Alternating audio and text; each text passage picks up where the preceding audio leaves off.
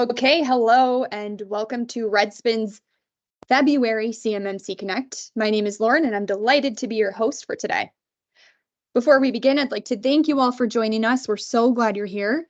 A few quick housekeeping notes. First, this is an AMA style presentation. The majority of our time today will be spent answering your questions.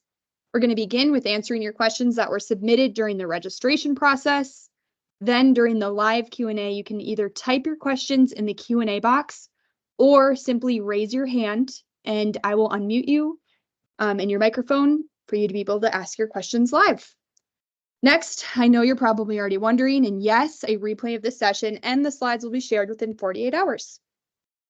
I'd like to introduce you to our team of experts who will be giving a CMMC update and answering your questions today. First, we have Thomas Graham, who is VP CISO at Redspin. Then we have Robert Hill, CEO of Cyturus, and Jeremy Mayers, VP of Sales, who will be moderating the questions. Thank you for being here, team. And with that, Jeremy, I'm going to pass it over to you. Thanks, Lauren, and thanks for everybody who is attending today. We are excited for this February edition of the CMMC Connect, and with that, we're going to dive right in.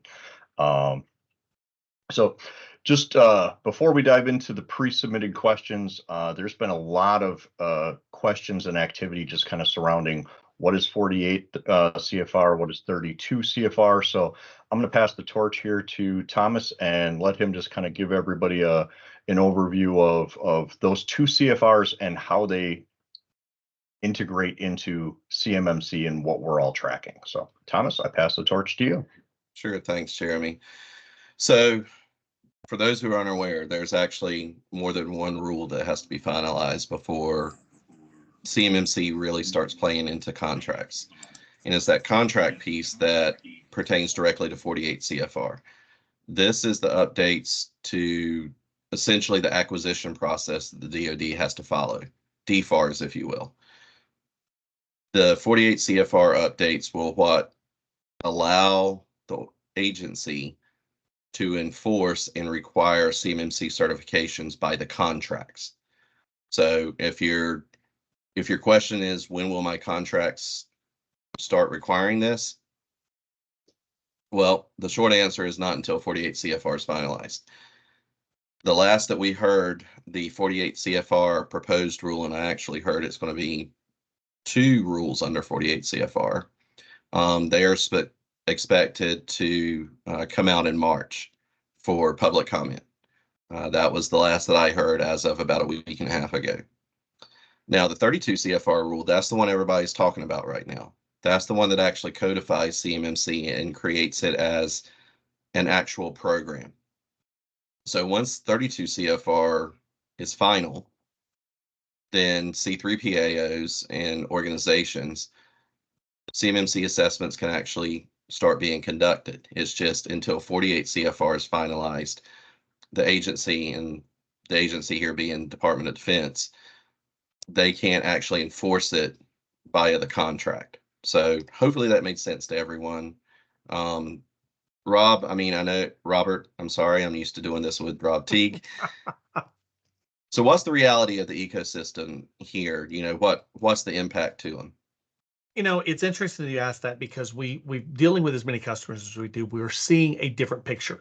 You've got some that say, oh, wait, that's not going to be in contracts till 2025, 2026, etc. What we're seeing in a reality of the ecosystem is primes have already had this in their requirements. We started seeing this summer before last, where we were having customers saying, hey, our primes have already told us we have to have a SPUR score. We have to be working on this already, or they're not going to be using us as a subcontractor.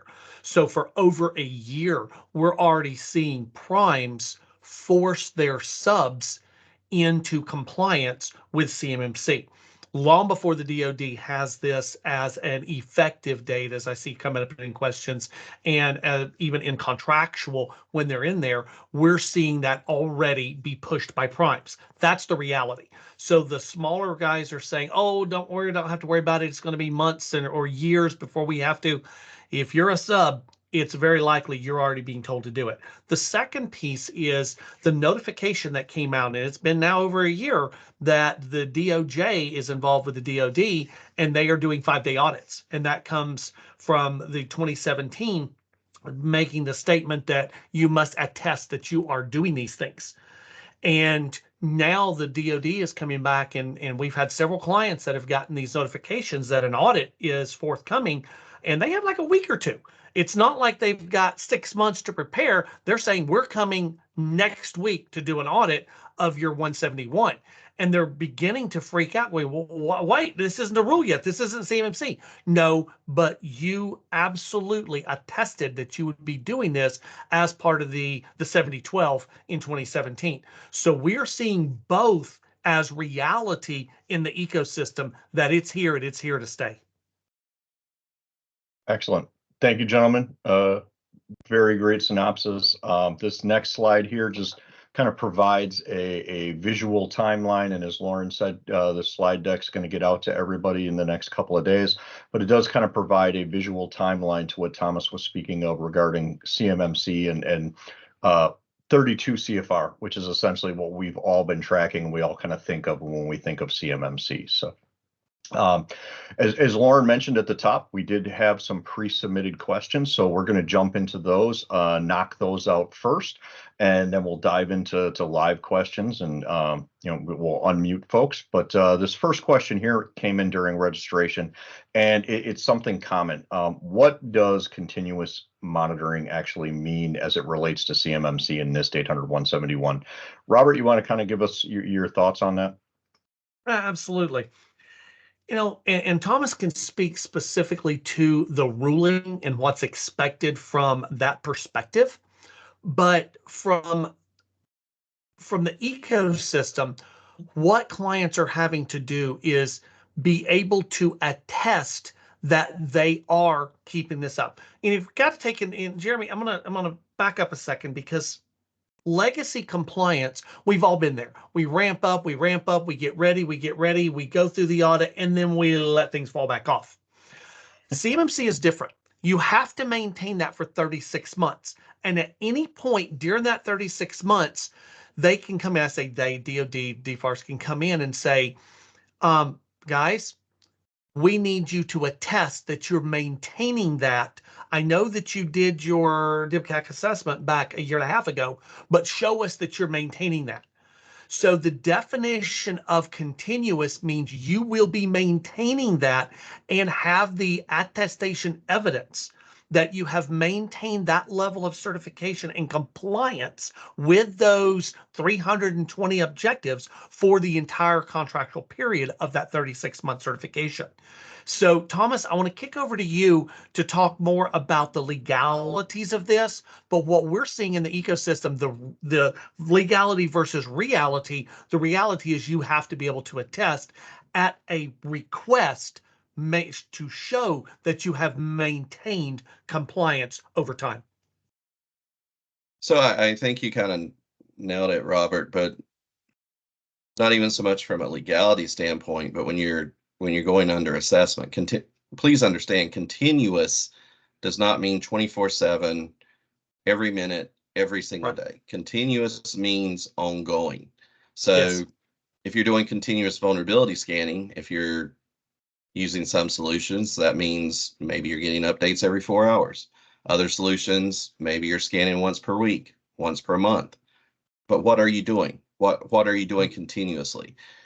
What you need to understand here is that what they're getting at is just not a one and done scenario, that you are continually looking at things, you're continually looking to revise them.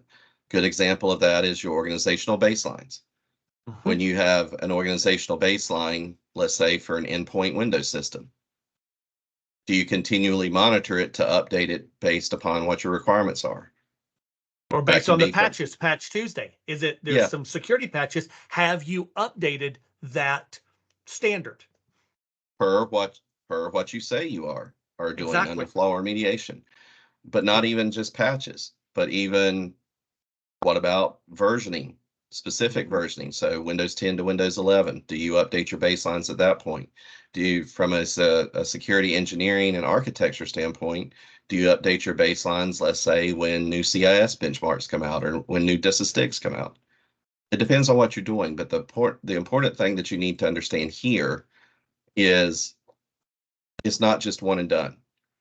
You have to be able to show that you are doing it and doing it over time. You're continuing to do it, because if not, to your point, Robert, if those spot audits come in and you can't prove it, now they're going to start asking you more questions.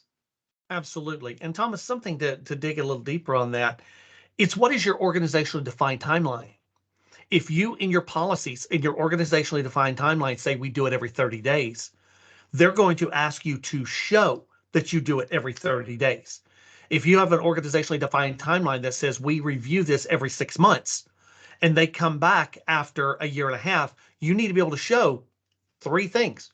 That in the last 18 months, you have done it 3 times, because your policy says you do it every 6 months.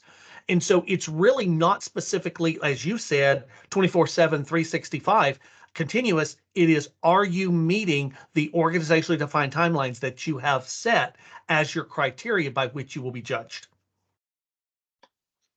Thank you guys both. I think you guys did a phenomenal job of covering that one. We're going to jump to the next one, which is how can small businesses effectively manage their cybersecurity for remote employees? And obviously, SMBs make up a big portion of the DIB, and everybody these days has some degree of remote employees. So I think this is a question that applies to a lot of folks. So Robert, what are your thoughts on this one? Hey, this is a difficult one. A lot of your SMB, the small businesses, really struggle with.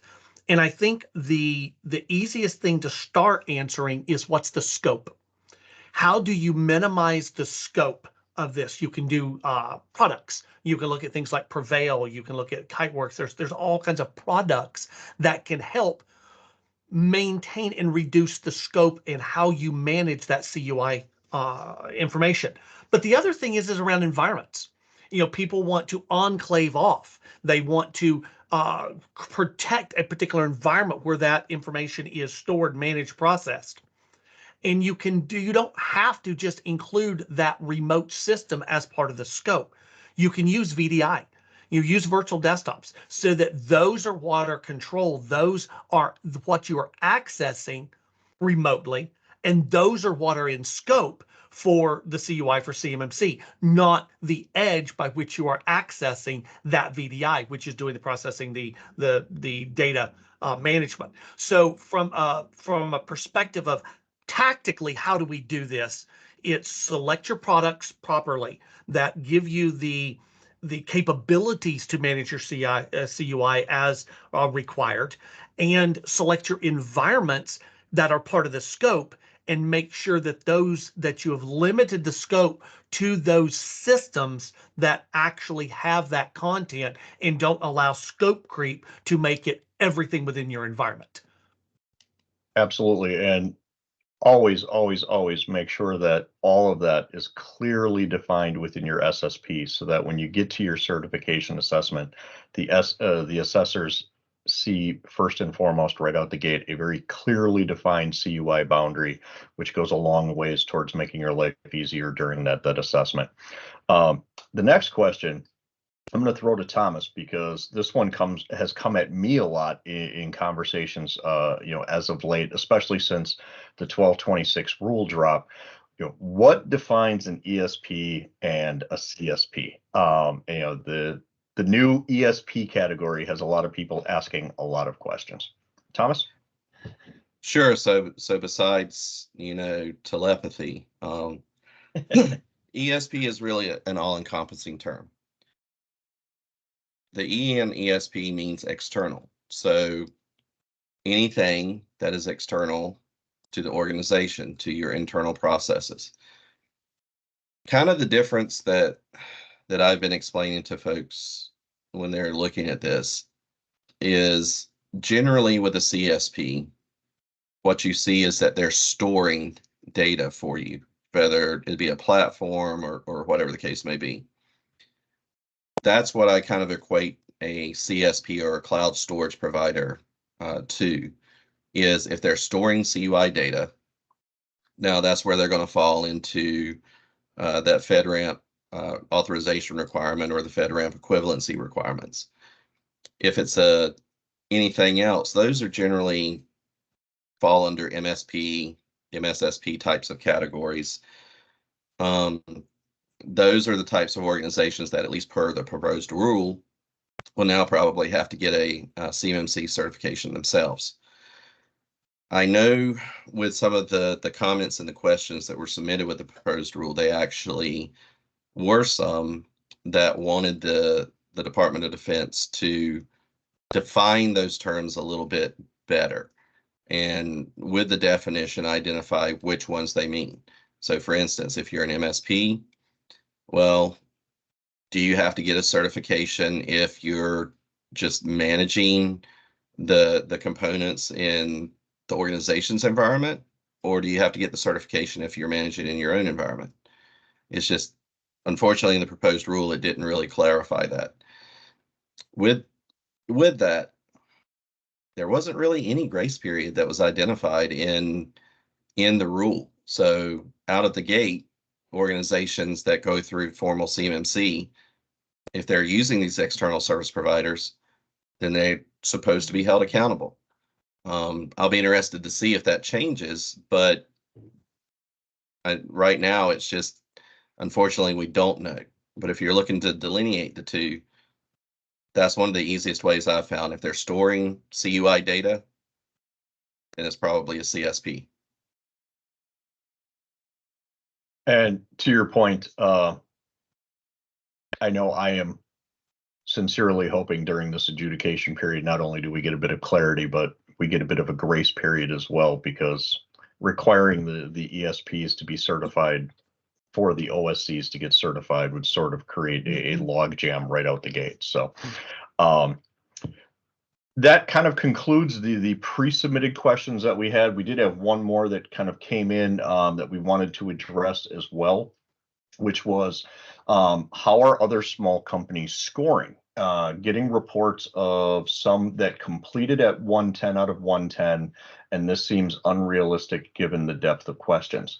Our team has been very heavily involved in the pilot program, the Joint Surveillance Voluntary Assessment Program, and the very first organization to pass with a 110 in that program was in SMB, and they had an on-prem network. They were not in a gov cloud, and they invested, I think it was about 2.5 years worth of time and effort into building out. I see question about it. It was Arrow Glen International, company down in Texas. Zbigniew was the architect behind crafting their 171 environment.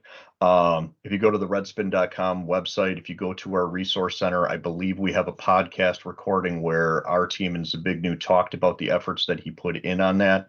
But they're not alone. There have been other SMBs as well who have, gotten to the finish line with a 110 score.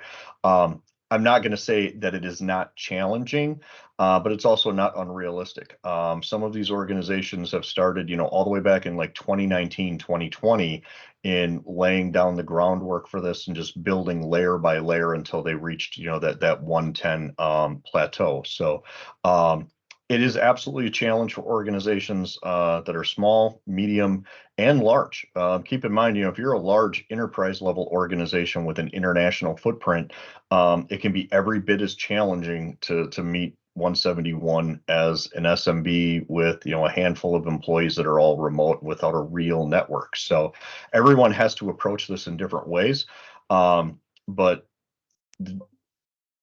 the resounding theme is the sooner you can get started, realistically, hopefully you've already been started and are well on your way, but the sooner, if not, that you can get started, the better, because, these things take time and effort and obviously are not something you could spin up overnight. I'm taking a look here at some of the other questions that are coming in. Jeremy, while you're looking at those, I want to add something to that. we hear this from a lot of the SMBs. This is expensive. This is time consuming. It's difficult. It's arduous. This isn't just sprung on you. This has been known since 2012. It's been enforced since 2017. So like you said, it took them 2.5 years to get ready to get a 110. It wasn't 6 months. And so companies that early on recognized the seriousness of this, they went ahead and started defining their scope, defining exactly what they were going to do, building the infrastructure, building those systems. We've got clients that have subsidiaries around the world and they inherit controls from corporate. And so some of their subsidiaries are required CMMC and the corporate isn't. So those inherited controls, they're having to go through back to corporate and say, we must do these things in order to meet this. These are not short conversations or short-term lead time to get accomplished. Some of these take months to do. And so if they're just now beginning to get started on this, yeah, it does seem like 110 is going to be difficult. But if they had already begun this process back 2017, and as you said, 2020 and 2019, 2020, then they're way down that path, and it's not uncommon to see them coming up with 110s. The unfortunate thing, Robert, is that a lot of organizations honestly didn't take it to heart. But you're right. If you look in the comments that DoD provided up front when the proposed 32 CFR rule was released, they are operating from that stance that all of these things have been being worked on since DFAR 7012 was enforced, and that date was December 31st of 2017. Mm-hmm. So Department of Defense is operating from that presumption, whether or not the organizations themselves actually are doing it. Exactly. We see so many people saying, well, and I'm looking at the comments now, they're talking about dates of in the future. You're not getting that this was enforceable as in 2017, 6 years ago. And to that point, there is a lot of chatter about, the DoD did present that phased rollout approach, which is what some of the chatter is about. But keep in mind, folks, that's for contracts that are being issued by the DoD. And as Robert and Thomas were speaking about, at the top, and I can attest to this in the conversations I'm having with OSCs every day, if you operate in a subcontractor capacity, CMMC is going to hit you in a contract long before any of those phased rollouts occur. I have clients already who have received, I love the way it was phrased, a third-party moderate assurance statement of 800-171 compliance using CMMC as a methodology. I don't know how you call a CMMC assessment anything else without specifically saying a CMMC assessment, but that was from a prime to a subcontractor, and that was for a contract that was going to be awarded earlier this year. So the primes are already figuring out ways to require CMMC before it even goes live. Once it does, they're going to be dropping it in contracts within flow downs very rapidly following the rule drop. So there is a question here. What are they leaning more towards, NIST or CIS guidelines when performing the audits that you were talking about, Robert, for those 5-day spot audits? I would assume that it's 800-171 because we're talking about DFARs. That's what we're seeing is the 171. Okay. And that was my assumption, but I just wanted to kind of get that question covered. There was also a question about Box. Is Box Gov an approved solution for storing CUI and share? I recommend to everybody, always go to the FedRAMP marketplace and check. The tools that you're using need to have a FedRAMP moderate or equivalency. And I know that's been kind of chatted about in the chat as well as, is equivalency allowed? But look to see if they're a FedRAMP moderate tool. I believe Box Gov is. Many tools out there will have Gov versions, non-Gov versions. Even within their Gov versions, they'll have varying degrees of FedRAMP, low, moderate, high. So, double check the marketplace always to make sure the tools that you're using are going to meet CMMC expectations. Thomas, do you want to touch on real quickly FedRAMP moderate equivalency and how it was defined, and the fact that we do have one tool that has officially met the equivalency requirement? So I just want to go on record as saying Jeremy likes to give me the easy questions. So the DoD memo that has been hinted at, it come out, it was kind of short and sweet, but it was the first steps to the department actually defining what equivalency meant. That was all the way back in DFAR 7012. So if you're FedRAMP authorized, what that means is not only have you been through third-party assessment by a 3PAO, you've also submitted certain documentation, but the key caveat there is to be officially granted FedRAMP status, excuse me, you have to have a sponsoring agency. That could be the Department of Defense, Department of Agriculture, whatever. You have to have the sponsoring agency. And the reason being is that organizations that have FedRAMP certification, they may have open items on their POAM. The sponsoring agency in this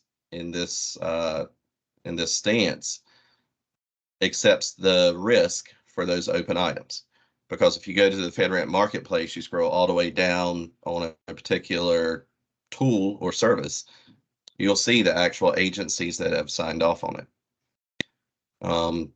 From an equivalency standpoint, well, what if you can't get a sponsoring agency? And that's very common because organizations may not be selling stuff directly to the government.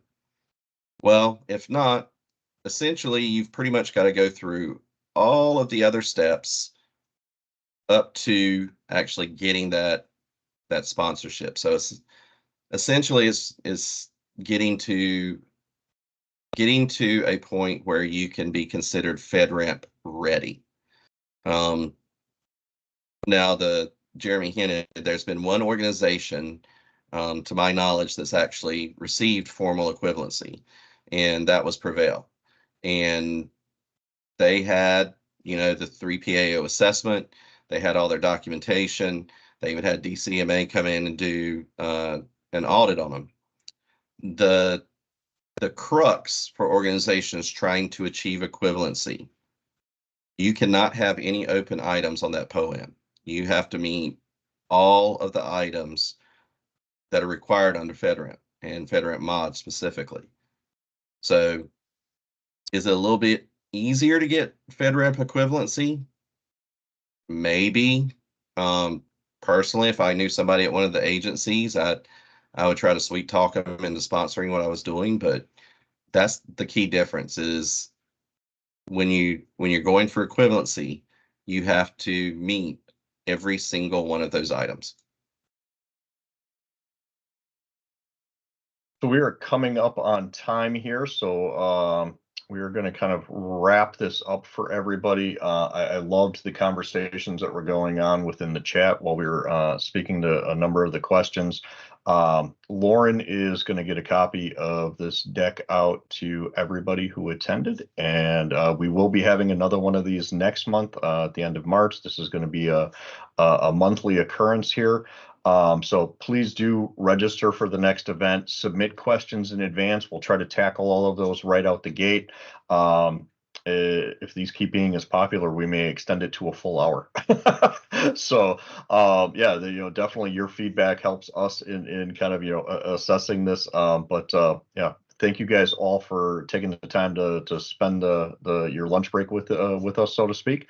And we have some upcoming events that we are going to be attending. So if anyone is attending the CIC event in San Diego coming up just in a couple of weeks, a number of our team members will be out there, as well as, we'll have our March 28th CMMC Connect coming as well. So Lauren, did I miss anything?